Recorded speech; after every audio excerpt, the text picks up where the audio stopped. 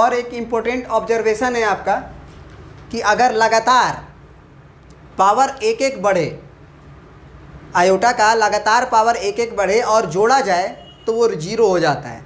जैसे मान लीजिए आयोटा का पावर n है, फिर आयोटा का पावर n+1 है, फिर आयोटा का पावर n+2 है और फिर आयोटा का पावर n+3 है। ये आपका लगातार है n+1 n+2 n+3। तो ये वैल्यूज़ जो होगा वो जीरो हो जाएगा। ये बात हमें प्रूफ करना है। ज़रा सोचो इसको हम लोग कैसे प्रूफ करेंगे। क्या हम लोग इसमें कह सकते हैं कि आयोटा का पावर n सबसे कम है? जैसे कि आपका कोई नंबर रहेगा, अगर 2 रहेगा, 2 का स्क्वायर रहेगा, 2 का क्यूब रहेगा और 2 का पावर 4 रहेगा, तो हम कह सकते हैं कि इसमें 2 कॉमन है। और हम फिर क्या करेंगे कि यहाँ 1 लिखेंगे, यहाँ 2 का पावर जब 2 है तो 1 को कम कर देंगे, यहाँ 2 का पावर 3 है तो यहाँ 2 का पावर 2 लिख देंगे, यहाँ 2 का पावर 4 है तो 2 का पावर 3 लिख देंगे, क्योंकि बेसिकली 2 का पावर एक ठो बाहर लिए हैं। क्या यहाँ वाली बात समझ में आ रही है? उसी तरह से आयोटा का पावर n हम कॉमन ले सकते हैं क्योंकि वो सब में n+1 n+2 n+3 में कम है। तो यहाँ पे आपका 1 बचेगा और एक्चुअल में आपका अगर यहाँ पे 2 का मतलब जितना भी होगा उसमें n कम कर लीजिए तो आप आयोटा का पावर 1 लिख सकते हैं, क्योंकि n तो बाहर हो चुका है। फिर इसे आयोटा स्क्वायर लिख सकते हैं और इसे आप आयोटा का क्यूब लिख सकते हैं। यहाँ वाली बात समझ में आई? आप मल्टीप्लाई करके देख लो, आयोटा आएगा फिर इसमें गुना होगा तो आयोटा आयोटा सेम है तो पावर जुटेगा तो n+1 आ जाएगा। इसमें गुना करोगे आप तो आयोटा का बेस सेम है तो पावर n+2 हो जाएगा। इसमें भी आयोटा सेम है तो पावर n+3 हो जाएगा। यहाँ तक आपको समझ में आना चाहिए। अब ज़रा बताओ आप हमें बताओ कि यहाँ पे अभी आप लोगों ने क्या क्या पढ़ा है? अभी आप लोगों ने आयोटा का स्क्वायर को क्या पढ़ा है? -1 पढ़ा है। और आयोटा का क्यूब को क्या पढ़े हो? माइनस आयोटा पढ़े हो। तो प्लस आयोटा से माइनस आयोटा गायब, 0 हो गया। 1 में से -1 गायब हो गया, 0 हो गया।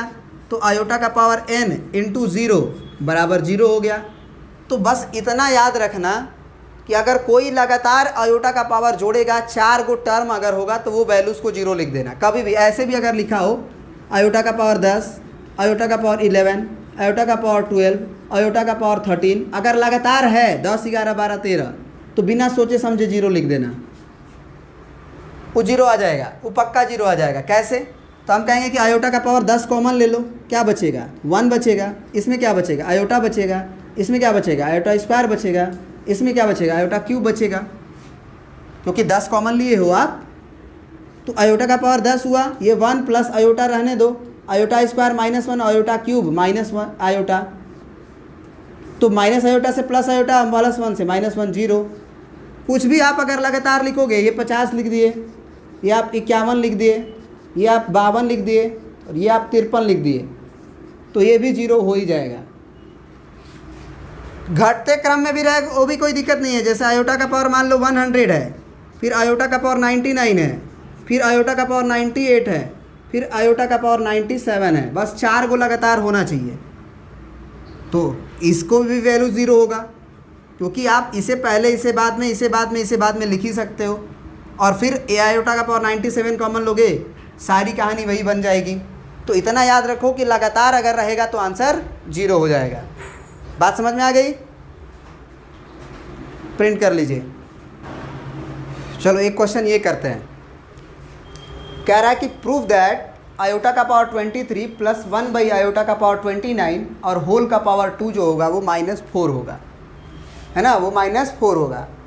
तो इसमें क्या करते हैं? सबसे पहले हम लोग क्या करते हैं कि इसको सिंप्लीफाई कर सकते हैं। आयोटा का पावर 23 है और प्लस इसको हम लोग 1 बाई आयोटा का पावर 29 लिख सकते हैं ना, क्योंकि 1 पे पावर 29 तो 1 ही हो जाएगा। आयोटा का पावर 29 और आयोटा का पावर 23 है प्लस 1 बाई इस आयोटा के पावर को हम क्या लिख सकते हैं? 4 7 28 और प्लस 1, क्योंकि हमको मालूम है कि हम 4 से मल्टीप्लाई करेंगे ही करेंगे। और इसका पावर 2, तो यहाँ से आ गया आयोटा का पावर 23 प्लस 1 बाई आयोटा का पावर, इसे क्या लिख सकते हैं हम लोग 4 × 7 और प्लस आयोटा का पावर 1, क्योंकि ये पावर 1 है। बात समझ में आ रही है? बेस सेम है ना, बेस सेम है तो पावर जुड़ जाएगा। अब ये तो 1 हो जाएगा ना, ये सॉरी ये प्लस नहीं होगा, ये × में होता है ना, तभी ना पावर जुटेगा। 4 × 7 = 28 और 1 = 29 है ना। हर कदम पे कोई कातिल है, गाना सुने हो?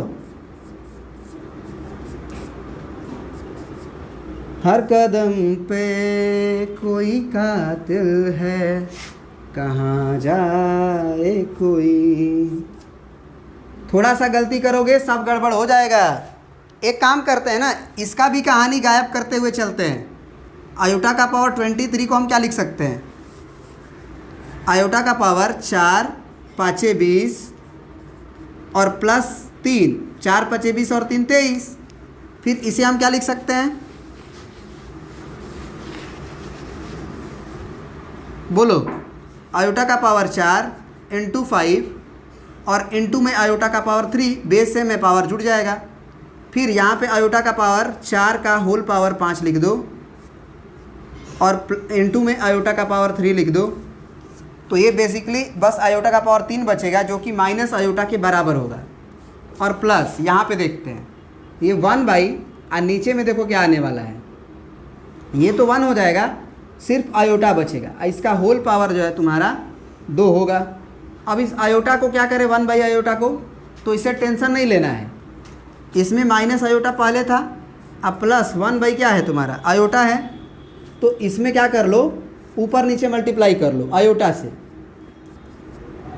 उससे फ़ायदा क्या होगा कि ये बन जाएगा नीचे में -1, क्योंकि आयोटा का स्क्वायर -1। अब आयोटा का स्क्वायर अगर -1 बन गया तो ये माइनस बन जाएगा आयोटा, और इसका होल स्क्वायर, तो ये -2 आयोटा का होल स्क्वायर। अब ये स्क्वायर के कारण ये माइनस तो प्लस बन जाएगा और 2 दूना के 4 बन जाएगा, और आयोटा का स्क्वायर जो है वो रहेगा, क्योंकि ये माइनस का स्क्वायर प्लस बन गया, ये 2 दूना 4 बन गया, लेकिन आयोटा का स्क्वायर फिर से -1 जनरेट कर लेगा, जिसके कारण आपका जो प्रूफ करना है कि -4 वो आ जाएगा।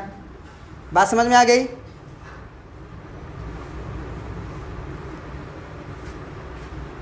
बोलिए।